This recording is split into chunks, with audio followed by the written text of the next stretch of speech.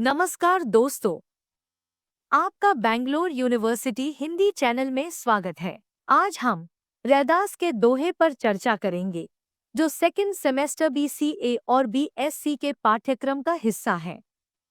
इन दोहों के रचनाकार महान संत कवि रैदास जी हैं और यह दोहे काव्यकुंज पाठ्य पुस्तक में संकलित है।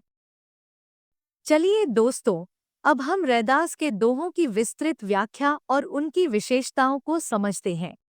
पहला दोहा। रैदास प्रेम नहीं छिप सकई, लाख छिपाए कोय। प्रेम न मुख खोलै कभू, नैन देत है रोय। संदर्भ। यह दोहा कवि रैदास जी की रैदास के दोहे से लिया गया है, जो काव्यकुंज पाठ्य पुस्तक में संकलित है। प्रसंग।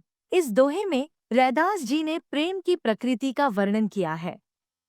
वे बताते हैं कि प्रेम छिपाने की लाख कोशिश की जाए, फिर भी वह प्रकट हो ही जाता है। व्याख्या। कवि रैदास जी कहते हैं कि प्रेम ऐसा अद्भुत अनुभव है जो चाहे जितना छिपाया जाए, फिर भी प्रकट हो जाता है। प्रेम को न तो शब्दों में व्यक्त किया जा सकता है और न ही किसी प्रकार की अभिव्यक्ति से। प्रेम की अभिव्यक्ति केवल आंखों से बहने वाले आंसुओं से होती है। ये आंसू बिना बोले ही प्रेम का सच्चा प्रमाण देते हैं।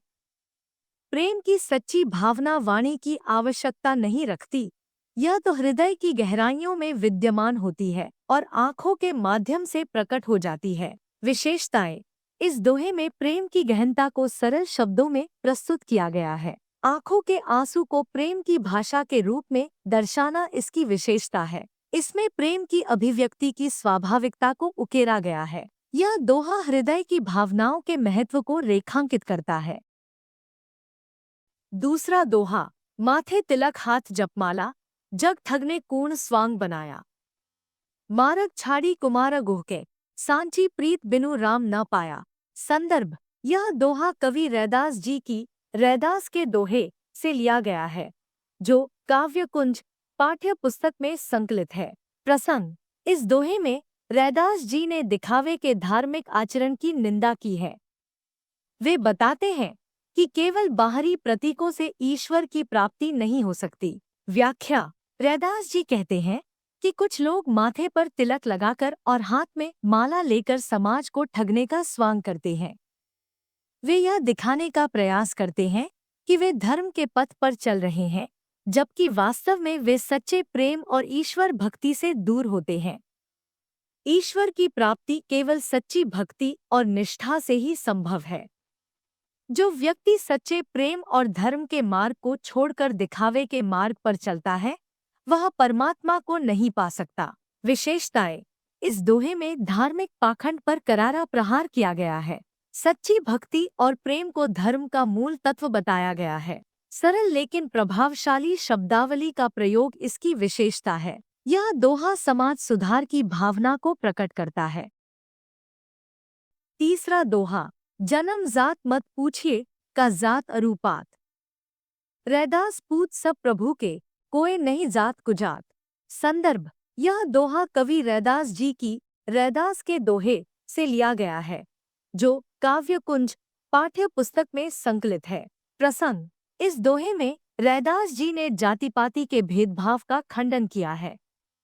वे मानते हैं कि सभी मनुष्य ईश्वर की संतान हैं। व्याख्या। रैदास जी कहते हैं कि मनुष्य की जाति-पाति के आधार पर उसका मूल्यांकन नहीं करना चाहिए। संसार में सभी मनुष्य एक ही परमात्मा की संतान हैं। यहाँ कोई उच्च या निम्न जाति नहीं है। जो लोग जाति-पाति के भेदभाव में विश्वास रखते हैं, वे ईश्वर की समानता की भावना को नहीं समझ पाते। ईश्वर के समक्ष सभी समान हैं। विशेषताएं। इस दोहे में सामाजिक समानता का संदेश दिया गया है। जाति-पाति के भेदभाव की निंदा करना इसकी प्रमुख विशेषता है।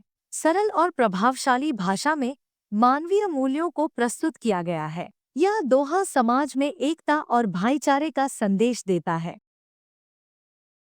चौथा दोहा। रैदास एक ही बूंद सो, सभी भयो वित्थार। मूर्खी है तो करत है, बरन अवरन विचार।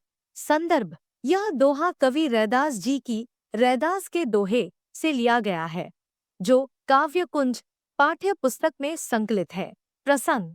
इस दोहे में रैदास जी ने ब्रह्मांड की एकता और जातिगत भेदभाव की मूर्खता को दर्शाया है। व्याख्या।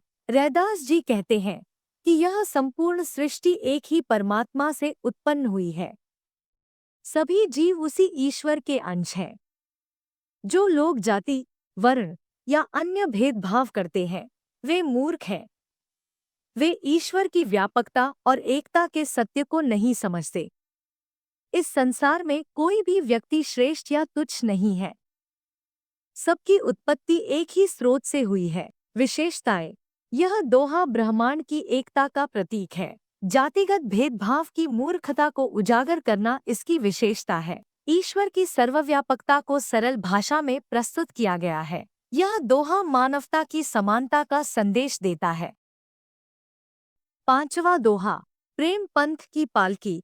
रैदास सेठियो आए। साचे सामी मिलन कूण, आनंद कहियो न जाए। संदर्भ। यह दोहा कवि रैदास जी की रैदास के दोहे से लिया गया है, जो काव्य कुंज पाठ्य पुस्तक में संकलित है। प्रसंग। इस दोहे में रैदास जी ने प्रेम मार्ग की महानता और ईश्वर से मिलन की अनुभूति का वर्णन किया है। व्याख्या। रैदास जी कहते हैं कि वे प्रेम रूपी पालकी में बैठकर अपने सच्चे स्वामी से मिलने के लिए निकले हैं। इस मार्ग में जो आनंद मिलता है, उसे शब्दों में व्यक्त नहीं किया जा सकता। ईश्वर से मिलन की अनुभूति इतनी गहन और अद्भुत होती है कि उसका वर्णन करना असंभव है। प्रेम का यह मार्ग आत्मा की पूर्णता और परमानंद का अनुभव कराता है। विशेषताएं। इस दोहे में प्रेम मार्ग की महानता को दर्शाया गया है। ईश्वर से मिलन की अद्वितीय अनुभूति को रेखांकित करना इसकी विशेषता है।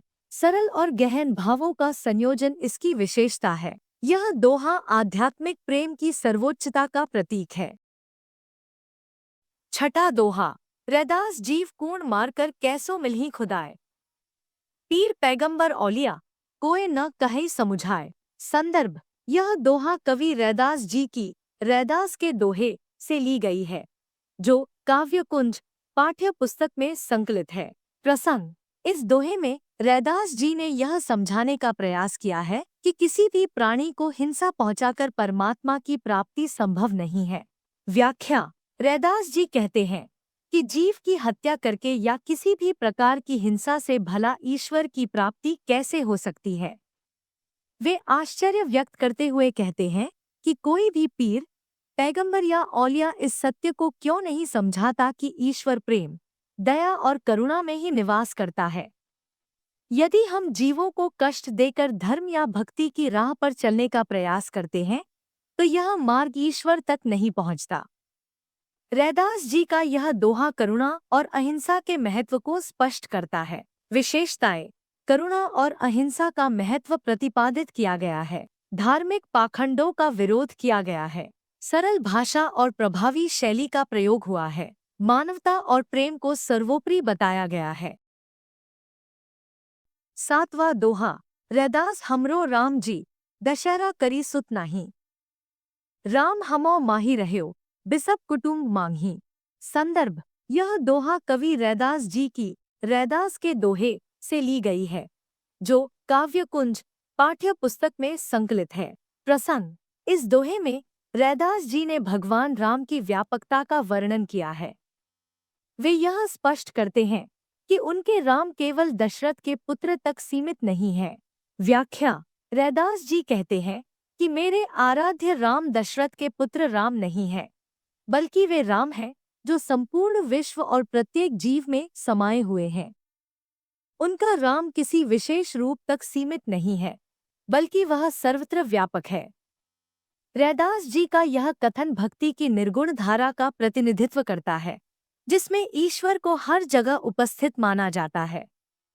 वे बाह्य पूजा पाठ से अधिक आत्मानुभूति और समस्त जगत के प्रति प्रेम को महत्व देते हैं। विशेषताएं। ईश्वर की सार्वभौमिकता पर बल दिया गया है। निर्गुण भक्ति की प्रधानता दिखाई गई है।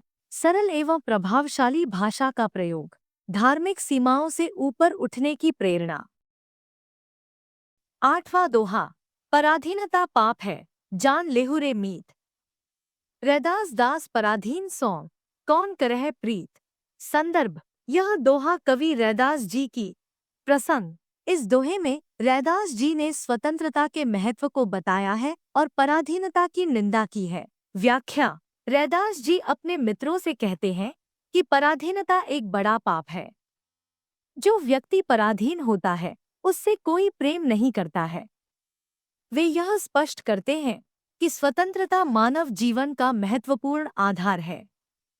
पराधीन व्यक्ति न केवल समाज में उपेक्षित होता है बल्कि आत्मसम्मान से भी वंचित रहता है। इस दोहे के माध्यम से कवि ने आत्मनिर्भरता और स्वतंत्रता की भावना को प्रेरित किया है। विशेषताएं, स्वतंत्रता का महत्व प्रतिपादित किया गया है। पराधीनता की कठोर आलोचना की गई है। सरल और प्रभावी भाषा का प्रयोग, आत्मनिर्भरता की प्रेरणा। नावा दोहा, मंदिर मस्जिद दो एक है, इन मंग अंतर नाही। रैदास राम रहमान का झगड़ू कोऊ नाही। संदर्भ, यह दोहा कवि रैदास जी की रैदास के दोहे से ली गई है, जो काव्यकुंज पाठ्य पुस्तक में संकलित है। प्रसंग, इस दोहे में रैदास जी ने धार्मिक एकता और सांप्रदायिक सौहार्द का संदेश दिया है। व्याख्या, रैदास जी कहते हैं कि मंदिर और मस्जिद दोनों एक समान है। इनमें कोई भिन्नता नहीं है क्योंकि दोनों ही स्थानों में एक ही ईश्वर का निवास है। राम और रहमान के नाम पर जो झगड़ा होता है वह व्यर्थ है। इस दोहे के माध्यम से कवि ने धार्मिक संकीर्णता का खंडन किया है और यह संदेश दिया है कि सभी धर्मों का मूल एक ही है।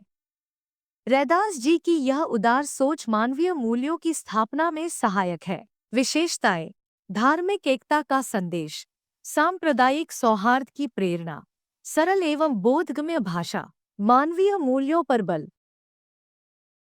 10वां दोहा, जात पांत के फेर मांगी, उलझी रहे सब लोग। मानुषता कूण खात है, रैदास जात कर रोग। संदर्भ, यह दोहा कवि रैदास जी की रैदास के दोहे से ली गई है, जो काव्यकुंज पाठ्य पुस्तक में संकलित है। प्रसंग, इस दोहे में रैदास जी ने जाति पाति के भेदभाव की आलोचना की है और इसे मानवता के लिए घातक बताया है। व्याख्या, रैदास जी कहते हैं कि अज्ञानवश लोग जाति पाति के चक्कर में उलझे रहते हैं। इस जातिवाद का परिणाम यह होता है कि यह मानवीय संवेदनाओं को नष्ट कर देता है। यदि मनुष्य इस रोग से बाहर नहीं निकला तो एक दिन यह संपूर्ण मानवता को समाप्त कर देगा।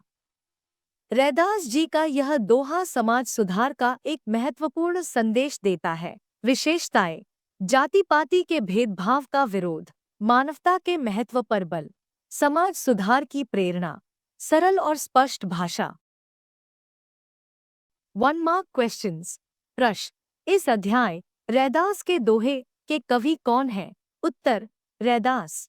प्रश्न, प्रेम को छिपाने की कोशिश करने पर भी वह कैसे प्रकट होता है? उत्तर, आंखों से निकले हुए आंसू द्वारा। प्रश्न, रैदास के अनुसार प्रेम का बखान किस माध्यम से नहीं किया जा सकता? उत्तर, वाणी द्वारा। प्रश्न, माथे पर तिलक लगाना और माला जपना किस उद्देश्य से किया जाता है? उत्तर, संसार को ठगने का स्वांग करने के लिए। प्रश्न, सच्चे प्रेम के बिना क्या संभव नहीं है? उत्तर, परमात्मा की प्राप्ति। प्रश्न, रैदास के अनुसार मनुष्य को किस बात की नहीं पूछनी चाहिए? उत्तर, जाति। प्रश्न, रैदास के अनुसार सभी मनुष्य किसके संतान हैं? उत्तर, एक ही ईश्वर के। प्रश्न, जात पात का विचार करने वाले व्यक्ति को रैदास ने क्या कहा है? उत्तर, मूर्ख। प्रश्न, सृष्टि का विस्तार किससे हुआ है? उत्तर, एक ही बूंद ईश्वर से। प्रश्न, प्रेम मार्ग रूपी पालकी में बैठकर रैदास कहाँ जाने की बात करते हैं? उत्तर, सच्चे स्वामी से मिलने। प्रश्न, रैदास के अनुसार सच्चे स्वामी से मिलने की चाह का आनंद कैसा है? उत्तर, निर्वचनीय। प्रश्न, जीव को मारकर खुदा की प्राप्ति कैसे संभव है? उत्तर, संभव नहीं है। प्रश्न, रैदास के अनुसार कौन सी बात कोई भी पीर, पैगंबर या औलिया नहीं समझाता? उत्तर, जीव को मारकर खुदा की प्राप्ति की असंभवता। प्रश्न, रैदास के राम कौन नहीं है? उत्तर, दशरथ के पुत्र राम। प्रश्न, रैदास के राम कहाँ निवास करते हैं? उत्तर, पूरे विश्व और प्रत्येक मनुष्य में। प्रश्न, रैदास के अनुसार पराधीनता क्या है? उत्तर, पाप। प्रश्न, पराधीन व्यक्ति से लोग कैसा व्यवहार करते हैं? उत्तर, प्रेम नहीं करते। प्रश्न, मंदिर और मस्जिद में कैसा अंतर है? उत्तर, कोई अंतर नहीं है। प्रश्न, राम और रहमान में किस बात का झगड़ा व्यर्थ है? उत्तर, धर्म का।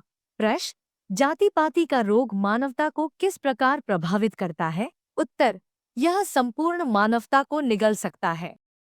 Thank you for watching.